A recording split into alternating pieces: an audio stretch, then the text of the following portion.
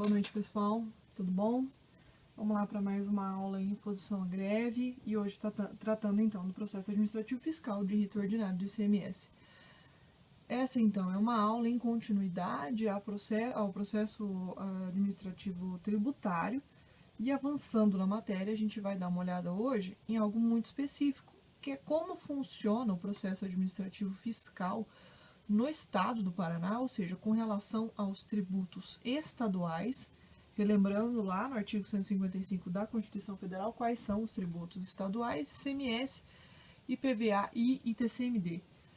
A gente estuda o processo administrativo fiscal pelo rito ordinário do ICMS no estado do Paraná, porque a partir de segundo grau, todos os processos administrativos fiscais, né, relativos então a ICMS, IPVA e TCMD, a partir do segundo grau, são regidos pela Lei 11.580 de 96, que por acaso é a lei do ICMS, certo? Aí vocês estão se perguntando o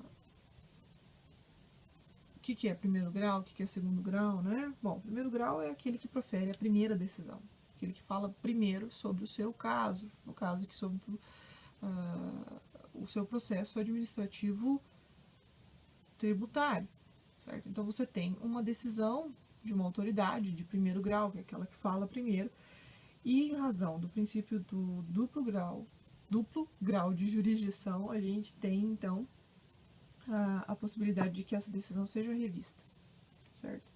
Por uma instância superior, que vai ver de novo o seu processo e vai proferir ou não uma decisão diferente sobre o seu pedido.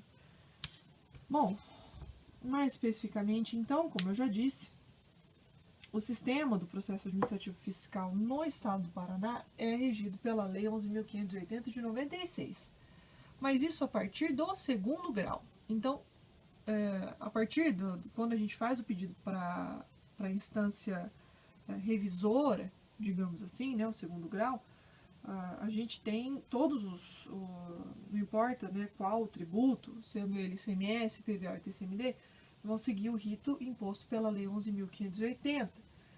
Mas, muito importante observar que, segundo o artigo 26 da Lei Complementar número 1 de 72, essa lei complementar é estadual, é do estado do Paraná, aqui, ó, a gente tem que, em primeira instância, cada tributo seguirá a lei orgânica própria, né? Então, a gente tem aqui a lei do ICMS, vocês já conhecem, que é a lei 11.580. Temos a lei do IPVA, que no estado do Paraná é a lei 14.260 de 2003. E o ITCMD, que atualmente é a lei 11.573 de 2015, entrou em vigor agora, em 1º de janeiro de 2016. Certo? Então, essas leis vão dispor, tanto do IPVA quanto do ITCMD, vão dispor como vai ser o processo administrativo fiscal sobre aquele tributo em primeiro grau. Por quê? Em segundo grau, todas são pela Lei 11.580, certo? Quem disse isso então, né? Já falei para vocês, é o artigo 26 da Lei Complementar número 1 de 72, que por acaso nós vamos vê-la de novo mais para frente, porque ela cria esse Conselho de Contribuintes e Recursos Fiscais, que é o segundo grau do processo administrativo fiscal no estado do Paraná. Beleza? Vamos então para a aula, para a gente ver como é que para a gente ver como é possível dar início a um processo administrativo fiscal no estado do Paraná, né, relativamente então a tributos estaduais. Então, como eu inicio um PAF, né, o processo administrativo fiscal no estado do Paraná? Por termo de início de fiscalização, cientificado, o sujeito passivo, seu representante ou preposto. Então, a gente viu na primeira aula sobre processo administrativo fiscal que uma das formas de se iniciar o processo era essa, né? Quando eu tenho lá, ainda em fase não contenciosa, aqui ainda estamos em fase não contenciosa, um termo de início de fiscalização para verificar se tudo no seu estabelecimento, né, você sendo pessoa física ou jurídica, se está tudo ali em ordem, certo? Com relação à tributação, à fiscalização dos tributos estaduais. Como a gente inicia um PAF, né? Outra forma de iniciar um PAF no estado do Paraná é por ato de apreensão de quaisquer bens ou mercadorias ou retenção de documentos ou livros comerciais e fiscais. Essa é uma outra forma da gente iniciar o PAF. Né? Ou, terceira forma, é por qualquer outro ato escrito praticado por servidor competente no exercício de sua atividade funcional, desde que cientificado do ato o sujeito passivo, seu representante ou preposto. Então, aqui, na verdade, né, quem vai iniciar o PAF no estado do Paraná, então, seria a autoridade, porque é por um ato dela que você, contribuinte, é provocado a, já vamos ver aqui no nosso fluxograma, né? Você é provocado a reclamar. Então, eles têm que fazer algo, ou lançar o tributo, e você não concorda com o lançamento, você é notificado, e você não concorda, então estaríamos na terceira hipótese, ou é apreendido um livro comercial do seu estabelecimento, e você vai lá e reclama, por termo de início de fiscalização, né, que nós já vimos na nossa primeira aula sobre processo administrativo fiscal, e aí você inicia. Então aqui eu trouxe para vocês um fluxograma, eu espero que esteja, a gente consiga ver, que esteja dando aí para vocês visualizarem aqui na tela. Se não tiver, tá no e-mail, tá bom? A gente inicia, então, aqui no nosso fluxograma, ele dá uma opção aqui, né, que seria o auto de infração ou apreensão de documentos, de bens e tal. Ou pode ser, né, por outro ato no qual o sujeito passivo seja justificado, que aqui entendemos como lançamento, por exemplo. Daqui eu posso reclamar. Qual é o prazo para que eu apresente uma reclamação? Que na nossa primeira aula de processo administrativo tributário nós vimos como impugnação. Né? Aqui no estado do Paraná eles chamam de reclamação, mas é o equivalente à impugnação, como a gente viu na aula geral sobre processo administrativo fiscal. Então, reclamação, anotem aí, nós temos 30 dias para reclamar. Da nossa reclamação, a Fazenda Estadual é intimada em 48 horas, tá? Ela cientificada, não intimada, né? A Fazenda é cientificada em 48 horas para contestar, apresentar contestação à sua reclamação em até 30 dias. Certo? Depois da contestação, tem alguns caminhos aqui possíveis, né? Ou a gente abre para diligências, né? Provas. A gente viu que um dos princípios que regem o processo administrativo fiscal é a busca pela verdade real. Então, e a oficialidade também é outro princípio, o que faz com que a autoridade administrativa tributária tenha uma maior liberdade na produção de provas, tá? Porque aqui se busca pela verdade real. Então, há a possibilidade de fazer diligências. Ou, né, depois das diligências, ou mesmo sem diligências, vai ser proferido um parecer em até 15 dias. E esse parecer, pessoal, quem dá esse parecer em primeiro grau é o diretor da coordenação da Receita do Estado da Secretaria da Fazenda. Olha que nome grande, esse cara é muito importante, né? Ele é o diretor da coordenação da Receita do Estado da Secretaria da Fazenda. Bom, olha que interessante. Dessa decisão dele, pessoal, pode haver aqui a revisão do auto de infração, correto? Então, havendo a revisão do auto de infração, como previsto lá no artigo 56, inciso 10 da Lei 11.580, é possível, com essa revisão do auto de infração, a abertura de um novo prazo de 30 dias para que eu possa reclamar. Então, veja só, por isso há uma flecha daqui da revisão do auto de infração para reclamação, para nova reclamação. porque deste parecer é possível a revisão do auto de infração, certo? Que pode piorar o teu caso, digamos assim. Então, por isso é aberto um novo prazo para que você possa... Então, pessoal, segunda parte do vídeo aqui, a gente viu que do parecer pode haver revisão do auto e novo prazo para reclamação e tal. E aí que este novo parecer será também proferido em 15 dias, a contar do término do prazo das diligências, das provas e tal. Interessante salientar aqui que a autoridade que dá o parecer é a mesma que vai julgar em primeira instância. Quem é que dá o parecer mesmo? É o diretor da coordenação da Receita Estadual, né? Da Receita Estadual do Paraná. Então é ele que dá o parecer e é ele que profere a decisão em primeira instância do Conselho da Receita Estadual. O que ele pode fazer aqui, segundo a Lei 11.580? Nós estamos vendo aqui, é o inciso 11 do artigo 56. Então, o julgamento do processo em primeira instância é de competência do diretor da coordenação da Receita Estadual, que poderá delegá-la para a autoridade administrativa, podendo essa solicitar audiência do órgão da coordenação da Receita do Estado ou da Procuradoria Fiscal, da Procuradoria-Geral do Estado. Bom, então aqui ele diz o seguinte, né, o inciso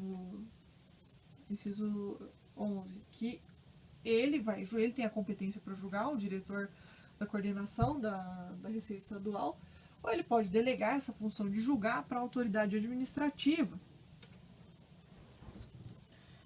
que esta poderá, então, solicitar uma audiência de órgão da coordenação ou poderá já julgar de imediato, tá bom?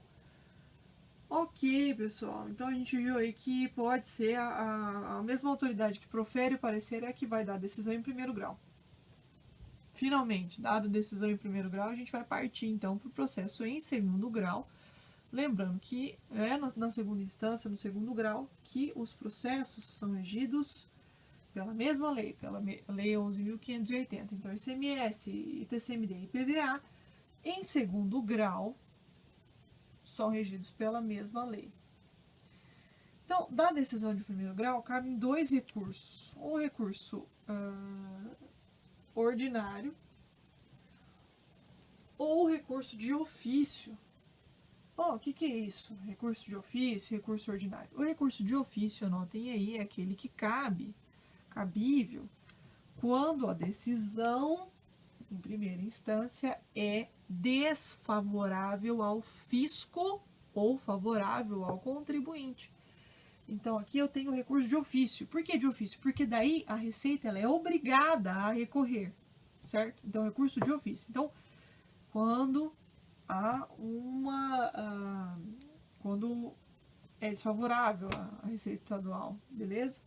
E o recurso ordinário é quando, ao contrário, a decisão de primeiro grau ela é desfavorável ao contribuinte ou favorável ao fisco. Então, o recurso ordinário, quem tem a legitimidade para recorrer no recurso ordinário? Contribuinte. E no recurso de ofício, a Fazenda. Certo? Aí, pessoal, chegamos então ao segundo grau, né, do processo administrativo fiscal no estado do Paraná, que é ninguém mais, ninguém menos que o Conselho de Contribuintes e Recursos Fiscais. Olha só que interessante. O Conselho, o CCRF, né, que é o Conselho de Contribuintes e Recursos Fiscais, é o nosso segundo grau aqui, é um órgão colegiado, ou seja, qual vai proferir uma decisão em conjunto, de forma colegiada e não monocrática. E foi instituído por ninguém mais, ninguém menos que a Lei Complementar número 1 de 72, que a gente viu lá no primeiro slide, certo? Ela institui o Conselho de Contribuintes e Recursos Fiscais e dá outras providências. Qual é uma providência importante dessa Lei Complementar Estadual? A de que, no primeiro grau, os processos administrativos fiscais seriam regidos pela lei orgânica de cada tributo, certo? Então, a partir de 72, então, que a gente tem aqui no estado do Paraná, o Conselho de Contribuintes e Recursos Fiscais. Então, é para lá que a gente recorre quando a decisão de primeira instância nos é desfavorável, certo? E é para lá também que a Receita Estadual recorre de ofício quando a decisão de primeiro grau não lhe é favorável, certo? Então, a gente tem a decisão colegiada do Conselho de Contribuintes e Recursos Fiscais, certo? E antes de ser proferida essa decisão, eu queria comentar uma coisa muito importante com vocês. O recurso de ofício pela Receita Estadual, ele deve ser feito mesmo de ofício quando o crédito tributário, né, atualizado, aquele que o contribuinte, então, teria em seu favor, ou seja, seria extinto, for de superior a 50 mil reais. Então, se eu tenho uma decisão desfavorável ao fisco, favorável ao contribuinte, extinguindo um crédito tributário acima de 50 mil reais, a Fazenda tem a obrigação de recorrer, certo? Tem o dever de recorrer, beleza? Bom, pessoal, então a gente chega lá, a gente tem a decisão do órgão colegiado, uma decisão colegiada aqui do Conselho de Contribuintes e Recursos Fiscais. Importante lembrar que um órgão colegiado, né, inclusive o CCRF, é um órgão composto por diversas câmaras dentro, né, o Conselho de Contribuintes e Recursos Fiscais ele é composto por diversas câmaras, certo? Então, uma câmara, que é normalmente composta por 3 no mínimo, né, porque a gente tem ali sempre um voto por maioria, senão não dá para ter maioria se não for em número ímpar, a gente tem que essas decisões das câmaras podem ser divergentes entre si. Então, a primeira câmara diverge da terceira câmara, da quarta câmara, tal. Assim. Então, o que acontece? Aqui, da decisão do Conselho de Contribuintes e Recursos Fiscais, o CCRF, não cabe mais recurso. Beleza, pessoal? A não ser que a decisão não for unânime, certo? Então, a decisão proferida por aquela Câmara lá, que caiu o teu recurso, no caso, se você é contribuinte, o teu recurso for ordinário, se a decisão não for unânime, ou sendo unânime, se ela for divergente entre câmaras, por isso eu expliquei para vocês a composição do conselho do CCRF, cabe às partes o recurso de reconsideração, tá bom? Recurso de reconsideração. Então, estão vendo aqui? É possível, né, da decisão colegiada do CCRF, proferida, então, se é colegiada, proferida por uma Câmara dentro do CCRF. É possível o pedido de esclarecimento, ou seja, aquela Câmara vai rever a sua decisão de novo. Ou, se não for unânime, ou se for unânime, for divergente entre câmaras, tem uma Câmara que dá uma decisão e a outra que dá outra decisão, é possível o recurso de reconsideração ao pleno do CCRF. O que é pleno, pessoal? Falei para vocês que o CCRF é composto por várias câmaras. Estas câmaras, todas juntas, compõem o pleno do CCRF. Ou seja, onde todas as câmaras, todos os componentes dessas câmaras compõem, então, o pleno do CCRF. Todo mundo vai votar junto ali. Então, olhem só, da decisão colegiada, a decisão de uma das câmaras do CCRF, é possível pedido de esclarecimento, ou seja, eles vão rever de novo o seu pedido, o seu recurso ordinário ou recurso de ofício. É possível, se não for unânime a decisão, dentro da própria Câmara, eu tenho três autoridades votando ali. Uma delas é um voto vencido, já houve divergência na Câmara. É possível pedido de reconsideração ao pleno.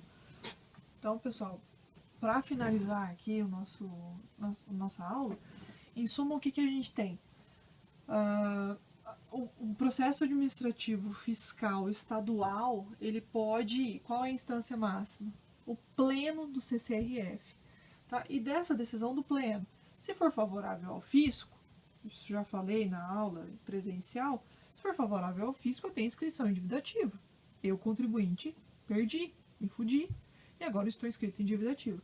Agora, se for favorável a mim, contribuinte, o que eu tenho então? Qual é o resultado? A extinção do crédito tributário.